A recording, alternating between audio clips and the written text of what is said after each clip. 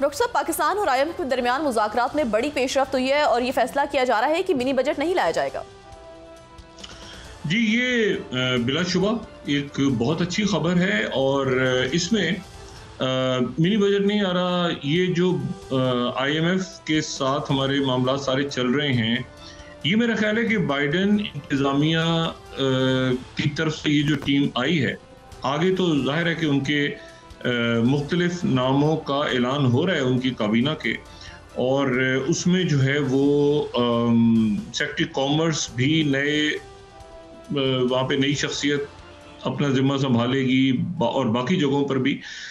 तो मेरा ख्याल है कि ये बाइडेन इंतज़ामिया ने जाते जाते एक बहुत अच्छी पाकिस्तान के लिए एक फेवर हुई है उनकी तरफ से, और उस फेवर का हमें हतमी तौर पे कोई ना कोई फ़ायदा उठा लेना चाहिए, क्योंकि अब ये है कि अब काफ़ी कुछ हो चुका। जो ये हमने वहाँ पे मौसमियाती जो तबाहियाँ पूरी दुनिया में आई और पाकिस्तान में ख़ास तौर पे आई, उसके बाद जो है वो कितने पैसे हमने कितनी कॉन्फ्रेंसेस में कहा कि जी इतने अरब डॉलर्स आ रहे हैं, और वो कुछ मिलियन डॉलर्स दुनिया ने दिए।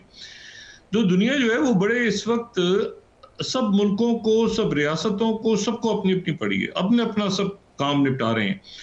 तो इस वक्त जो हम ये बातें करते हैं ना कि फलाना मुल्क के साथ हमने बात की, बरादर मुल्क हमारा वो बात करेगा ट्रंप से, वो दूसरा मुल्क उससे बात, ये एक इंतहाई गैर संजीदा और एक मतलब मुझे नहीं पता कि ये किस तरह की बातें वहाँ डिस्कस हो रही हैं। पाकिस्तान से बाहर तो कम से कम ऐसा कोई हमें सुनने में नहीं आ रहा।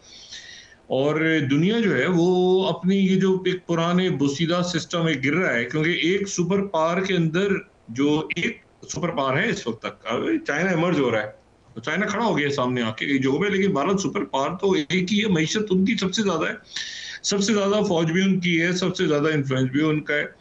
तो बात यह कि वहां पर तो दीवारें गिर गई हैं, वो गिरती हुई, वो एक नारा लगाते थे गिरती हुई दीवारों को एक धक्का और दो, तो वो धक्का जो है वो वहां पे वो लग रहा है, और बड़ी तेजी के साथ वहां पे जो है वो बड़ी तब्दीलियां भी आ गई हैं। और इसमें जो है वो देखें, सबसे पहले तो कल जैसे हमने बताया था, सबसे इम्पोर्टेंट अगर आप शुरू करेंगे वहां पे, तो सबसे पहले तो सेक्रेटरी जो है वो सेक्रेटरी खारजा की पोस्ट, जो कि बहुत ही इम्पोर्टेंट है।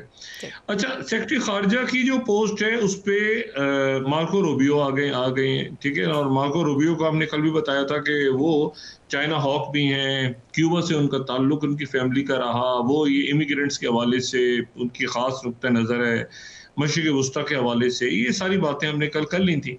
लेकिन एक जो बड़ी मेरे ख्याल से एक बहुत बड़ी जिम्मेदारी दी गई है, वो दी गई है इलॉन मस्क को।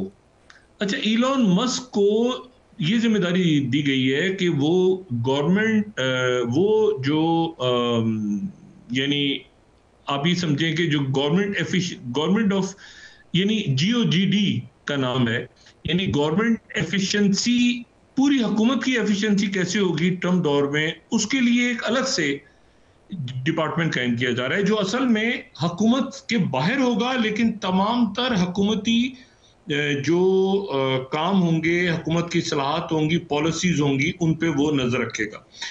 अच्छा, उसमें जो है वो इलॉन मस्क जो हैं उनको जिम्मेदारी दी गई है। इलॉन मस्क के बारे में यकीनन पता होगा, सबको पता होना चाहिए। उनकी जो वालदा हैं इलॉन मस्क की, अब तो वो बहुत बड़े दुनिया में मेरा ख्याल से हर शख्स उनका नाम जानता है। इनकी वालदा जो हैं ये इनका ताल्लुक जनूबी अफ्रीका, साउथ अफ्रीका से था, और इनकी वालदा जो हैं वो माय मस्क के नाम से वो कनाडा में सेटल हो गई थी। अब भी वो उस वक्त भी, जब वो आज से कई साल पहले भी वो एक मॉडल थी, और अब भी वो मेरे ख्याल से उनकी 76 या 78 बरस उनकी उम्र है, अब भी वो मुख्तलिफ एडवर्टीजमेंट्स वगैरह में आती हैं इनकी वालदा इलॉन मस्क की। अच्छा, तो ये कनाडा में आ गए 18 साल की उम्र में। कनाडा से फिर ये, चूंकि इनकी वालदा जो थी वो कनाडा की नेशनल थी, तो इसलिए उनको नेशनलिटी मिल गई। साउथ अफ्रीका से कनाडा आ गए, कनाडा से फिर स्टैनफोर्ड आ गए। स्टैनफोर्ड आके इनको बहुत ज़्यादा जाहिर है कि इनको बहुत ज़्यादा यूनिवर्सिटीज़ वगैरह में इधर उधर ये नहीं गए, इन्होंने अपना स्टार्टअप शुरू कर लिया था 97-98 में पहला, और फिर उसको उन्होंने 300 मिलियन का 1-2 सालों में इन्होंने बेच दिया, फरोख्त कर दिया। फिर उसके बाद इनकी कामयाबियों की एक ना ख़त्म होने वाली दास्तान है, उसमें टेस्ला से लेके न्यूरालिंक से लेके, और फिर उसके बाद अभी एक्स के ऊपर, और इलेक्ट्रिक कार्स, और स्पेस शटल, तो बहुत आगे जो है ये जा चुके हैं। और ये जो है ये इनको ये डिपार्टमेंट जो है ख़ास तौर पे, अच्छा इनके साथ जो दूसरी शख्सियत होगी जो अच्छा 300 बिलियन डॉलर से ज्यादा इनके पास पैसे हैं, और जैसे ही इनका नाम ये ट्रम्प जीते तो उसमें 20 बिलियन डॉलर्स 20 बिलियन डॉलर्स के इनके एसेट्स में इजाफा हो गया। तो 320 बिलियन, कुछ लोग कहते हैं 370 बिलियन, लेकिन 320 और 370 के दरमियान कहीं इनके स्टॉक्स बढ़ते जा रहे हैं हर रोज। इनके साथ जो दूसरे शख्स मौजूद होंगे जो तमाम तर हुकूमती मामलात पे नजर रखेंगे, वो विवेक रामास्वामी हैं। अच्छा, ये जो विवेक हैं ये इनके साथ होंगे, ये भी बिलियनर हैं, कारोबारी शख्सियत हैं, और ये जो हैं ये भी जो हैं ये आप इस तरह से समझें कि ये भी हुकूमत से बाहर रह के इलॉन मस्क के साथ हुकूमत की कारकर्दगी में नजर रखेंगे। तो ये एक अलग से डिपार्टमेंट वहां पे कायम हुआ है, और ये जो है इस्लाहात भी करेंगे। और मैं आपको ये बताऊं कि इलॉन मस्क ने कुछ अरसे पहले जो है वो ये कहा था कि हम 2 ट्रिलियन डॉलर्स की कटौती करेंगे, यानी, और मैं यहाँ पे वॉशिंगटन पोस्ट कोट कर रहा हूँ जो फर्स्ट स्लाइड हम दिखा सकें। इलॉन मस्क ने कहा था कि 2 ट्रिलियन डॉलर्स खर्च कर रहा है अमेरिका, तो ये उसके ऊपर ये जाहिर है विवेक के साथ ये मिलके department of government efficiency DOGE, इसको डॉज के नाम से इसका मुखफ़फ़ है, तो ये इन्होंने बना लिया है। अच्छा, ये जो है ना, ये मैं जो इलॉन के ट्रम्प के जीतने के बाद जो मैंने फिगर्स कोट की थी, तो ये फॉर्च्यून, ये थर्ड स्लाइड अगर हम दिखा सकें कि इनकी नेटवर्थ जो है वो 300 बिलियन को क्रॉस कर गई। CNBC वाले ये कह रहे हैं, फोर्थ स्लाइड हम दिखाएं कि 70 बिलियन में इनमें इजाफा हो गया। 70 बिलियन, यानी 300 बिलियन क्रॉस कर गए फॉर्च्यून के मुताबिक, 70 बिलियन ट्रम्प की अनाउंसमेंट के साथ ही इनमें जो है वो इनका नाम जो है वो आगे चला गया। तो एक तो ये नाम नया अनाउंस हुआ है।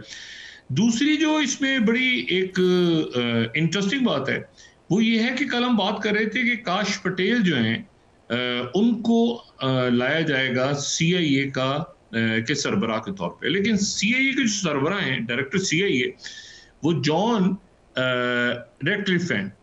अब ये जॉन रेडक्लिफ का बड़ा एक इम्पोर्टेंट इनका रोल है, हतमी फैसला इनका हो गया है, ये CIA के चीफ होंगे। मुझे नहीं पता, काश पटेल जो है वो लास्ट मिनट पे उनको ड्रॉप किया गया और ट्रम्प जो है उन्होंने इनका नाम चुना।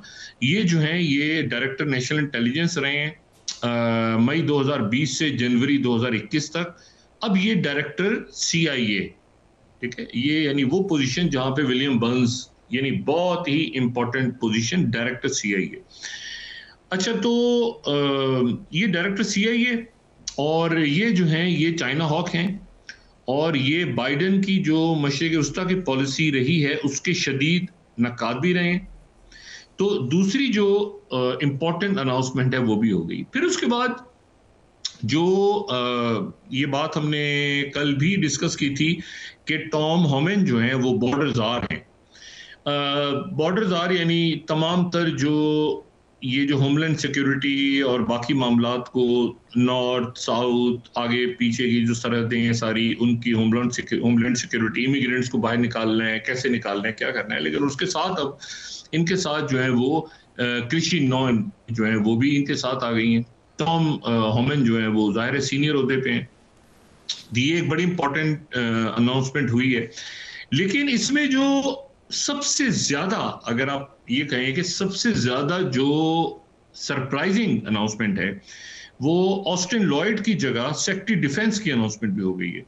और सेक्रेटरी डिफेंस की जो अनाउंसमेंट हुई है उस पे काफी लोग हैरान भी हैं। ये हैं पेटे हेक्सेट।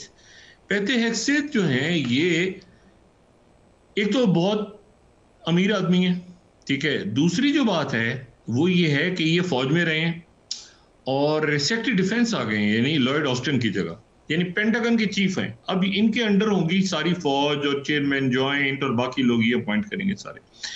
लेकिन इनका बैकग्राउंड जो है वो इस लिहाज से इंटरेस्टिंग है कि पहले जब ट्रंप आए थे तो 4 स्टार जनरल जेम्स मैटिस को लेकर आए थे, वो जो है वो मार्क एस्पर को लेकर आए थे। लेकिन ये जो अनाउंसमेंट है 44 साल हैं, ये 44 इयर्स इनकी एज है, और ये जो नए सेक्रेटरी डिफेंस हैं ये डोनाल्ड रम्सफील्ड के बाद सबसे कम उम्र, यानी 44 इयर्स इनकी उम्र, 44 साल की हैं और अमेरिका के सेक्रेटरी डिफेंस हैं। अच्छा, इनकी एक तो ये है कि ये फौज में रहे और इन्होंने अफगानिस्तान में भी सर्व किया है, ये बात बड़ी इंपॉर्टेंट है। इन्होंने अफगानिस्तान में भी सर्व किया है, इन्होंने इराक में भी सर्व किया है, और उसके बाद ये जो अब इनको लोग ज्यादा जानते हैं वो इसलिए जानते हैं कि पिछले चंद सालों से ये फॉक्स न्यूज के ऊपर इनका प्रोग्राम करते हैं। एक प्रोग्राम इनका आता है बड़ा जबरदस्त किस्म का, और उसको ये प्रोग्राम, तो ये टीवी होस्ट हैं या टीवी मेजबान हैं, या आप कहें कि हमारे मुल्क के लिहाज से सीनियर तज्जियाकारों में से एक हैं। और ये जो है ये दिफाई उमूर पे भी बात करते हैं, पॉलिटिक्स से भी बात करते हैं। अगर आप इनको सुने तो ये उसके बाद ये ग्लोबल पॉलिटिक्स में भी बात करते हैं। तो ये एक मतलब काफी दबंग किस्म की शख्सियत हैं। ये भी चाइना हॉक हैं। तो ये जो है ये वहां पर ये इनकी पोजीशन आ गई है। अच्छा, जो कृति नोएम है वो साउथ डिकोटा की गवर्नर हैं। अच्छा, माइक वॉल्श हम पहले बता चुके हैं, ठीक है ना, कांग्रेसमैन है और वो एनएसए आ रहे हैं, यानी वो जैक सलिवन की जगह संभालने जा रहे हैं। और तो ये सारे लोग जो हैं ये अपनी अपनी जगहों पे अनाउंसमेंट इनकी होने जा रही है। अब सेक्रेटरी एजुकेशन के आता है, लेबर कौन आता है, एनर्जी ज़्यादा इंपॉर्टेंट है, उसमें लोग मुख्तलिफ आएंगे। लेकिन इंपॉर्टेंट बातें ये हैं कि ये जो है ये यहाँ पे ये पोस्टें जो हैं ये अनाउंस हो गए। अब देखना ये एफबीआई के डायरेक्टर कौन होंगे, क्रिस रे की जगह, वो जाहिर है वो इंपॉर्टेंट पोस्ट हो, तो फायर करेंगे क्रिस रे को। उन्होंने कहा था मैं आते ही फायर करूंगा फौरी तौर पे, क्योंकि क्रिस्टल रे जो है वो उनको सिक्योरिटी फ्राहम करने में फेल हो गए थे। अच्छा, और इसी तरह से प्रेस सेक्रेटरी अभी देखते हैं कि व्हाइट हाउस की बाकी पोस्टें जो हैं वो इतनी ज्यादा इंपॉर्टेंट नहीं। ये जो यानी दुनिया के लिए तो ये इंपॉर्टेंट है कि सेक्रेटरी डिफेंस अनाउंस हो गए, CIA चीफ अनाउंस हो गए, जो इलॉन मस्क टोटल बाहर से बैठ के देखेंगे गवर्नमेंट की कारकर्दगी को, और उसके साथ जो है वो बाकी लोगों के नाम भी हमारे सामने आना शुरू हो गए हैं। होमलैंड सिक्योरिटी का भी आ गया, बाकी लोगों को भी आ गए। अच्छा, और ज़ाहिर सेक्रेटरी स्टेट की भी आ गया नाम इनका। अच्छा, अब इसमें जो इम्पोर्टेंट बात है वो ये है कि इस पूरी की पूरी जो काबीना सामने आ रही है, कैबिनेट इंपॉर्टेंट पोस्ट आ रही हैं, चाहे वो CIA चीफ हो, चाहे वो व्हाइट हाउस काउंसिल हो, चाहे माइकल NSA हो, चाहे वो यूनाइटेड नेशंस में जो एम्बेसडर हैं LEC